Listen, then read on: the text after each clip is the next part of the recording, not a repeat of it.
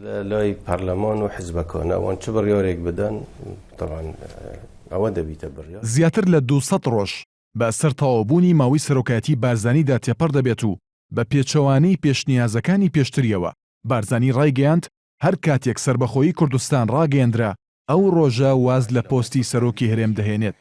مەسعود بارزانی کە لە 19 ئابەوە بۆچوونی جیاواز لەسەر پۆستی سەرۆکایەتیەکەی دروست بووە لە چاوپێکەوتنێکیدا لەگەڵ ماڵپەڕی ئەلمۆنیتەردا ڕایگەیاندووە بە دڵنیاییەوە پێش مانگی تشرینی یەکەمی ئەم ساڵ ڕفراندۆم ئەنجام دەدەن و ئەگەریشی هەیە پێش هەڵبژاردننی سەرۆکایەتی ئەمریکا ئەنجام بدرێت.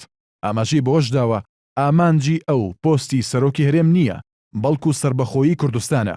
دەشڵێت ئەو ڕۆژەی کورد بووە خاوەنی دەوڵەتێکی سربەخۆ واز لە پۆستەکەی دەهێنێت و بۆ کەسێکی دیکەی جێدەهێڵێت و بەڵێن دەدات کە نەبێتە سەرۆکی کوردستانی سربەخۆ.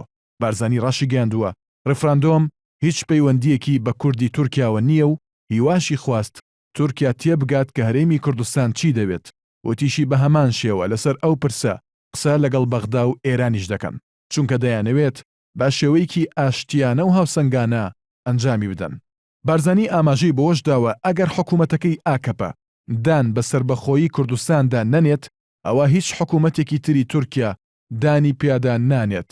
ئاماژەی بۆش داوە تەنها دوو بژاردەیان لەبەردەستدایە یان ئەوە تا دەستبەرداری مافەکانی خۆیان بن و وەک بەشێک لە عێراق بمێننەوە یان ئەوە تا لە ڕێی ڕفراندۆمەوە داوا لە خەڵکن کە چیان دەوێت.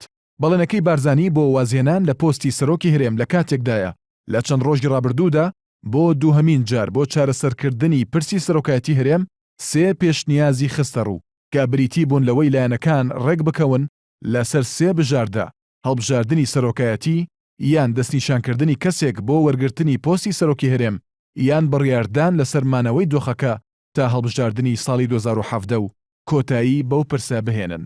بەستنەوەی ئەنجامدانی ڕفراندۆم بە هەڵبژاردنەکانی ئەمریکاوە لەلایەن بارزانیەوە لە کاتێکدایە بە پێی وتەی بەرپرسانی کۆمسیۆن بۆ ئەنجامدانی ڕفراندۆم نزیکەی 9 مانگیان پێویستە چونکە لە ئێستادا هیچ کارمەندێکیان نییە و هیچ بودجێکیشیان بۆ تەرخان نەکراوە تاوەکو بتوانن دەست بکەن بە ئامادەکاری بۆ پرۆسەکە.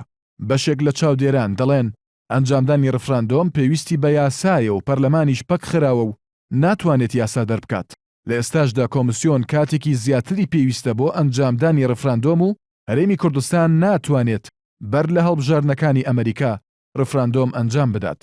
بەڵام بۆ چارەسەرکردنی ئەو پرسە بارزانی ڕایگەیاندووە پەرلەمانی کوردستان کارا دەکەنەوە ئەویش بە هەڵبژاردننی سەرۆکێکی نوێ بۆ پەرلەمان و دەشڵێت سربەخۆیی کوردستان گەورەترە لە پەرلەمان و سەرجەم حەزبە سیاسیەکان.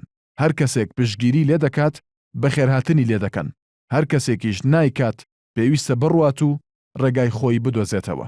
بەشێک لە چاودێران ئاماژە بەوە دەدەن بەستنەوەی پۆستی سەرۆکی هەرێم بە سربەخۆیی کوردستانەوە واتە وازنەهێنانی بارزانی لە پۆستەکەی یاخود مانەوەی بۆ ماوەیەکی دوور و درێژ لە پۆستی سەرۆکی هەرێمدا ئەویش لەبەر زۆری بربەستەکانی بەردەم ڕاگەیاندنی دەوڵەتی کوردی چونکە هێشتا زۆرن ئەو لایەنانەی لەگەڵ ڕاگەیاندنی دەوڵەتی کوردیدا نین.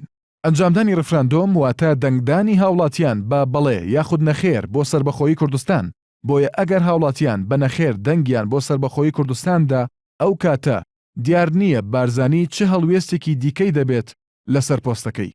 لە بارەی ڕوبەڕۆبوونەوەی گەندەڵیشەوە لە هەرێمی کوردستان بارزانی ڕایگەیاند ئەگەر زانیاری هەبوو کە ئەو یان نەیچیروان بارزانی و مەسرور بارزانی یان هەر کەسێکی دیکە گەندەڵی کردبێت پێویستە ڕوبەڕۆی دادگا بکرێنەوە و لێکۆڵینەوە لە خێزانەکەیانەوە دەست پێ بکات و پاشان حەزبەکەی و لایەنەکانی دیکەش بگرێتەوە.